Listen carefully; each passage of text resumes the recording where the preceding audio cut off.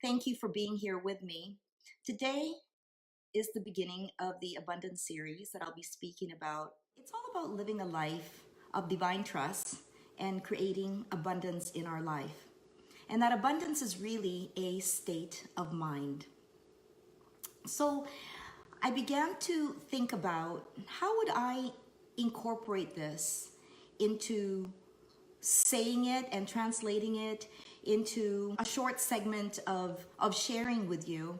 And I want to start with my real estate career, which, as most of you know, spanned 28 years of my life.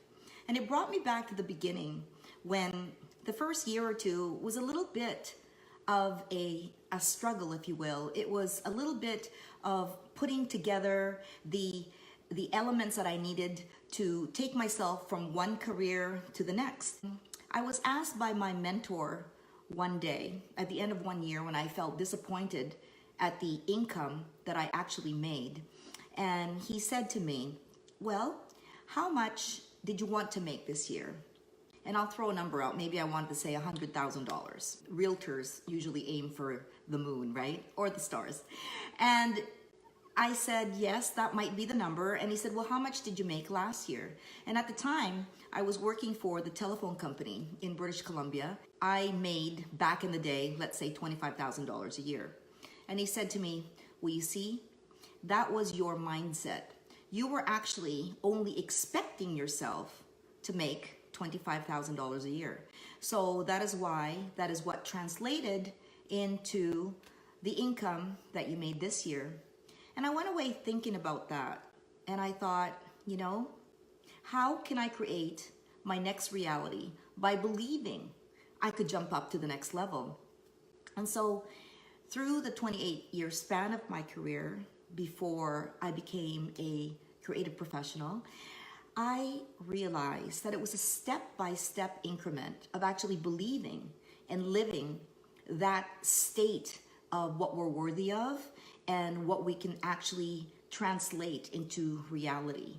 And that is why there's these steps, I suppose, in one's career, because it's really our mind training, and it's really merging what we believe in our heads with what we feel in our hearts. Now, I always go with the prompts of my heart. And most people say that I speak a lot about divine trust, and that is actually very, very true. I do. And when I start speaking about divine trust, it's not without taking action. I think that I have always had passion in my heart, and whenever I felt like this was something that was right for me, or that there was a strong pull that I wanted to create something, or I wanted a certain reality, I would just basically go for it. And subconsciously, my entire being would just take me step by step in that direction. And that can also translate into the things that we do, the places that we see, the places that we visit. And, once I decided, or once any one of us would decide what it is that we really desire, it is absolutely incredible how the universe will actually create pave the way for us to achieve what it is that we truly desire in our heart.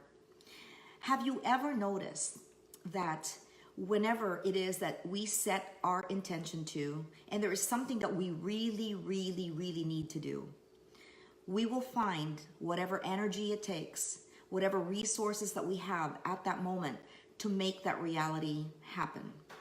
Especially, for instance, if we're saving a child from harm, or we're trying to get out of harm, or there's something that we really need to accomplish, or our life will go in shambles. Somehow in our beings, we find a way to do that. And that's what I mean by taking action when we are divinely given a prompt or something that we really need to do. So therefore, I'd like to take you to a couple of really funny stories. A few years ago, I found myself always traveling to various different islands, I remember buying Islands magazine every month, and that would be what I was reading in the bathtub because I was dreaming of all these beautiful tropical islands. I'm a tropical girl, I'm a mermaid, and I would always try to find a different reality from where I was, because sometimes Vancouver can get a little bit rainy. And so a lot of people here at times like to talk about the weather. And that's the funny thing about Vancouverites. You know, they say, oh, we always talk about the weather. So one day I found myself on a Caribbean island named Anguilla. And my then partner and myself went down to find this very, very famous lobster shack on the beach. Now, it was a little bit away from the main area of Anguilla, but we finally found this shack, and it was standing alone on this white sand beach with turquoise aquamarine water all over. And all they served pretty much was lobster, and they were this big, and they would cut it in half and they would barbecue it. And so we went up there and we gave our order, and as he was cooking our lobster, he started talking to me. You know, he said, so where you come from? I said, Vancouver. And he said, what do you do? Well, I'm a real estate agent. And he said, ah, real estate agent. You must be extremely busy with your work. And I said, yes, it's really, really busy. I said, but I really like it. And the harder our work, the more vacations like this I can take. And he said, you know, you people from North America, you work so hard so you can come here and spend your money, spend your millions, and feel like a millionaire. Me, I just live here. I live my life simply, and I look out to this ocean, aquamarine and turquoise, exactly what you worked hard for to get here. And every day, I feel like a millionaire. Incredible, right? Have you guys ever thought about that? That one day you might want to simplify your life just so you can feel better or actually feel like a millionaire? But every time that you have that thought, you think, oh, when I have more money in the bank, I'll relax. When I reach this level in my life, I'll relax. Well, ever since that time in Anguilla, that was ingrained in my mind. And I kept thinking about that. And I thought, he's right. His state of mind is that he's already a millionaire. He already has all the peace and contentment and love and happiness that he had in his art. He didn't feel like he needed to accomplish anything or make a certain number or have that in his bank account to feel that way. So that was his state. So therefore, he was vibrating on this frequency of joy every day. And, you know, one other thing about, you know, living in a state of grace and abundance every day is that we must feel it, expect it, and actually experience it. I'll take you to another story of mine, and this time it's in the Philippines, in Cebu, on Malapascua Island. I was there with my underwater equipment and cameras because I wanted to shoot the thresher shark.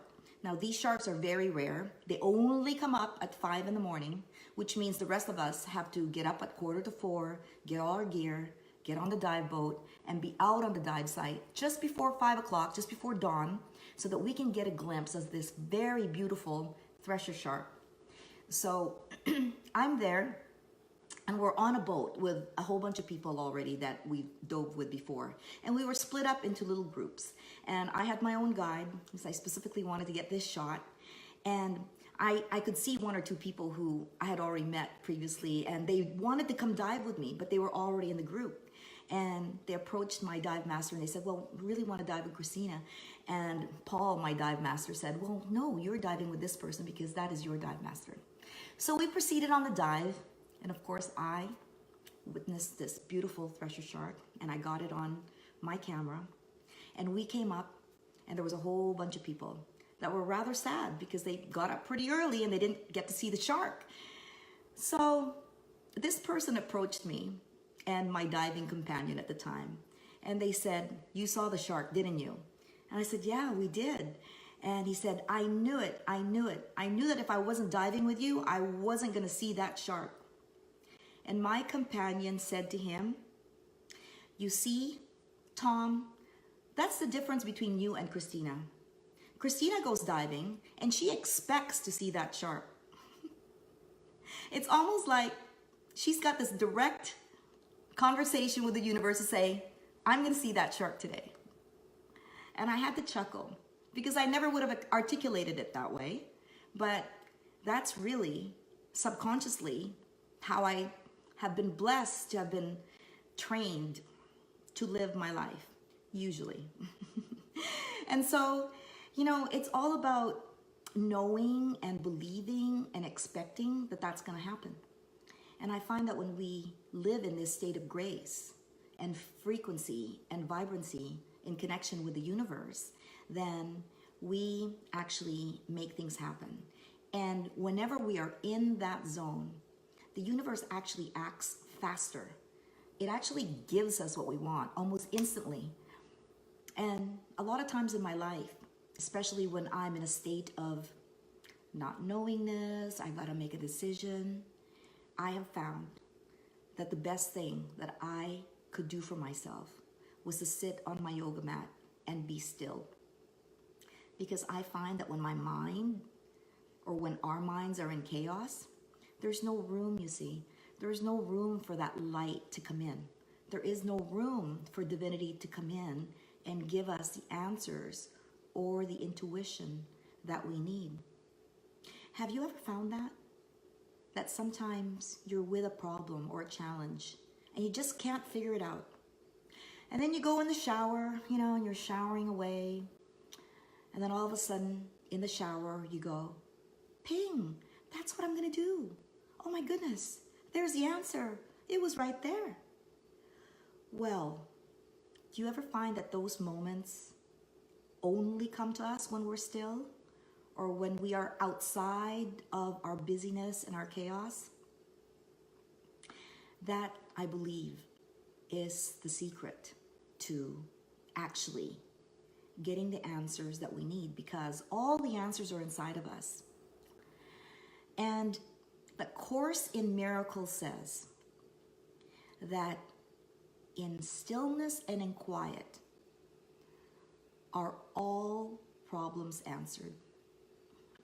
And I've had that in my life by the grace of God, that for the last 3 decades that A Course in Miracles has been in my life, and then A Power of Now, it actually integrated into me, into my being, as a practice that I could pull from, and to remind me that everything is already there and everything is already divinely given. And which brings me to the translation of and integration of my real estate career into the transformational life coaching and speaking and inspiring and living a life as a full-time creative professional, and finally being able to professionally put forth my underwater photographs and my writings, and to be able to be here with you like this. It came at a time when I thought I wasn't ready. I was kicking and screaming, but it brought me to a life situation that was so deep and so seemingly painful, when everything seemed to have been stripped off of me, my identity, my attachments, everything that I defined myself as in this beautiful and blessed real estate career that I had. But I had to take all those off to find what my true divine calling is, which I always knew, but it was about the clarity of that the time is now. And there are, of course, many pointers that came to that. And I will share that with you through my weekly videos. Thank you. Bye for now, everyone. I give you all my love and aloha. And anywhere you are in the world, I hope that the universe is bestowing you with so much joy and love and blessings.